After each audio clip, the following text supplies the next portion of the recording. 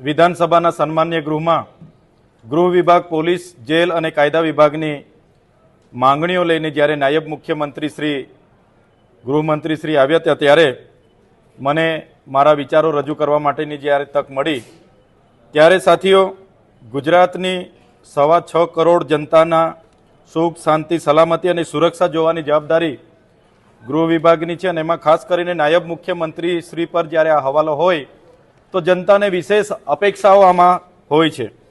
સાથીઓ, પોલીસ ખાતામાં જ્યારે ફરજ પર જોડાવાનું આવે છે ત્યારે આપણે સૌ જાણીએ છીએ કે વર્દીની સાથે ભારતના સંવિધાનના સોગંદ લેવામાં આવે છે कि भारत के संविधान के प्रति श्रद्धा और सच्ची निष्ठा रखूंगा और अपने पद और कर्तव्य का राजभक्ति, ईमानदारी और निष्पक्षता से पालन करूंगा.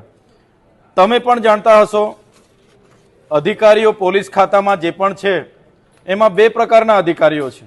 एक पोतानी फरज ए बंधारण मुजब, नीति नियमों मुजब, कायदा मुजब निष्ठा अने प्रामाणिकता थी पोताना जीवना जोखमे पण गुजरातनी जनताने सुख, शांति, सलामती अने सुरक्षा पूरुं पाडवानुं काम करता होय छे. जेओने अमे सलामन करीए छीए, अभिनंदन आपीए छीए. एवा अधिकारीओ जे कर्तव्य निष्ठाथी काम करे छे एमने अमे अभिनंदन आपीए छीए. पण जे बीजा प्रकारना अधिकारीओ अने कर्मचारीओ होय छे तेओ नीति नियमों के कायदा, कानून के बंधारणने पण मानता नथी.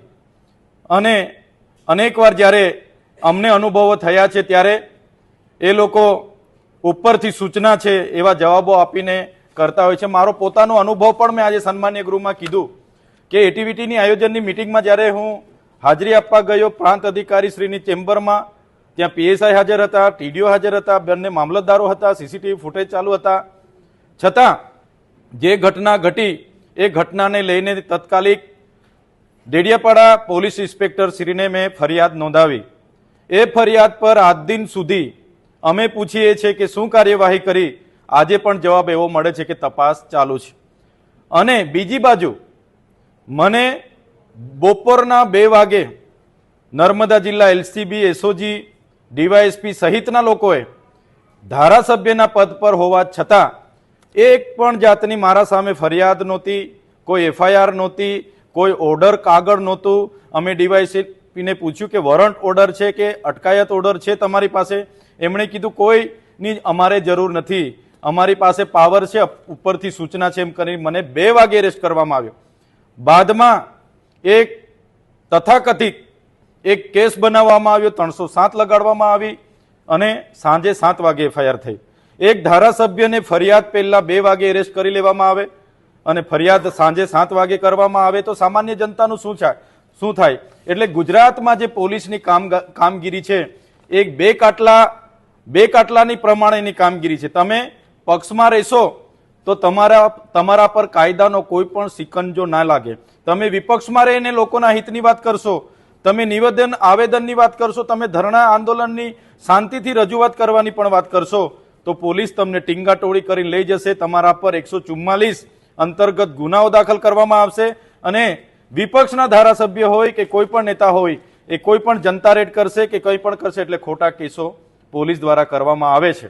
એટલે પોલીસ જે પોતે સત્તામાં બેઠેલા નેતાઓ જે નશાના મદમાં જે પોલીસનો દુરુપયોગ કરે છે એ ગુજરાતની જનતા માટે ચિંતાનો વિષય છે. આજે પોલીસ જે પ્રકારે વર્તી રહી છે ત્યારે એ અમે આજે સન્માન્ય ગૃહમાં પણ અમે વાત કરી છે. એ જ પ્રકારે સન્માન્ય ગૃહમાં જે પ્રકારે આજે ગૃહમંત્રીશ્રીએ કીધું છે ત્યારે આપના માધ્યમથી એ પણ કહીએ છીએ કે જેલ સાથે અમારો નાતો નથી, પણ જેલમાં જઈને મહાત્મા ગાંધીજી હોય, સરદાર વલ્લભભાઈ પટેલજી હોય કે જવાહરલાલ નહેરુજી હોય, જેલ ભરીને પણ દેશને આઝાદી અપાવી છે. અમારા પૂર્વજ એવા બિરસા મુંડાજી એ પણ માત્ર 25 વર્ષની ઉંમરમાં રાંચીની જેલમાં શહીદી વહોરીને એ દેશની લડતમાં સહભાગી બન્યા છે. ત્યારે જેલથી અમે ડરતા નથી, પણ કોઈ પણ ગુના વાક વગર પોલીસ દ્વારા દબાવવા, ધમકાવવા, ડરાવવા માટે ખોટી એફઆઈઆરો કરીને ખોટી રીતે જેલોમાં રાખવામાં આવે છે અને ખોટા સોગંદનામા રજૂ કરીને આજ દિન સુધી પણ અમારા પોતાના વિસ્તારમાં પણ જેવા પ્રતિબંધ ફરવામાં આવે છે જે લોકશાહીનું હનન છે. અને જે પ્રકારે વિપક્ષ સરકારની આલોચના કરે અને એને દબાવવા માટેના જે પ્રયાસો પોલીસ દ્વારા થાય છે, ખાકીના આડમાં થાય છે, એ ખૂબ જ ચિંતાનો વિષય છે અને જનતા એ તરફ ચિંતા કરવી જોઈએ એવું હું વ્યક્તિગત માનું છું.